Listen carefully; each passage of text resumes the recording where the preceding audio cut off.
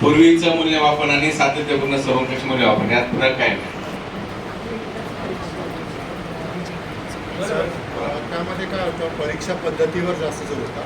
सातत्य सर्वंकषमध्ये वर्षभर मुलाचं निरीक्षण करायचं आणि त्यानुसार त्याची आपल्याला नोंदी ठेवायच्या. म्हणजे ते त्यातच आहे सातत्यपूर्ण सर्वंकष, कंटिन्युअस कॉम्प्रिहेन्सिव्ह इव्हॅल्युएशन असं आहे ना.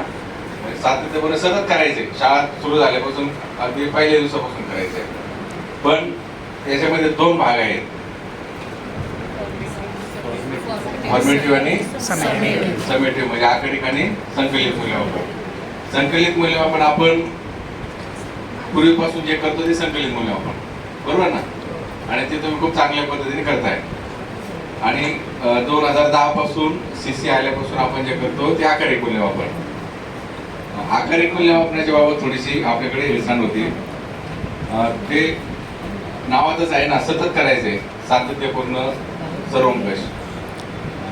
ते सतत होत नाही, पहिल्या दिवसापासून होत नाही. आणि आपण काय करतो की ज्यावेळेस आपल्याला निकाल डिक्लेअर करायचा आहे त्यावेळेस आपण ते घेऊन बसतो आणि मग ते सर्व वर्षभराचं मूल्यमापन शेवटच्या महिन्यात करून टाकतो. बऱ्याच ठिकाणी असं होतं, काही शाळांमध्ये चांगलं पण राबवलं जातं. म्हणजे ऍक्च्युअल काय आहे की तुम्ही जे वर्षभर उपक्रम राबवणार आहात, जे प्रकल्प घेणार आहात किंवा इतर जे ऍक्टिव्हिटीज आहेत त्याचं गुणगान त्यावेळी तुम्हाला त्या ठिकाणी करायचं आहे, बरोबर ना. आणि आता तुम्ही हे जे प्रशिक्षण आहे, आतापर्यंत फक्त कसं होतं, वन वे होतं. आम्ही बोलायचो म्हणजे मार्गदर्शक बोलायचे, तुम्ही ऐकायचे निघून जायचे. आता तसं नाही. आता तुमचा जास्त सहभाग आहे. हे कमी बोलतात आणि तुम्ही जास्त बोलायचं, तुम्ही लिहायचं पण, बरोबर ना. लिहायचं जास्त आहे.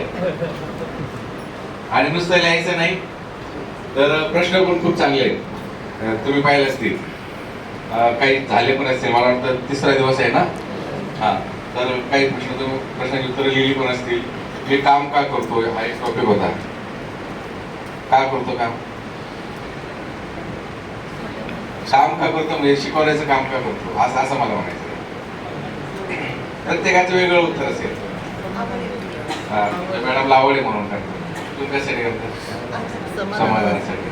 भारताचा नागरिक, भारताचा आदर्श नागरिक जागतिक पातळीवर अर्थार्जनासाठी. फक्त अर्थार्जनासाठी करता? जो फक्त अर्थार्जनासाठी करतो तो फक्त पाणी टाकायचं काम करतो, बरोबर आहे की नाही. म्हणजे आपण काम कसं केलं पाहिजे की यातून आपल्याला समाधान मिळेल. करायचंच आहे ना, मग ते आनंदाने करायचं. कोणी सांगितलं जबरदस्तीने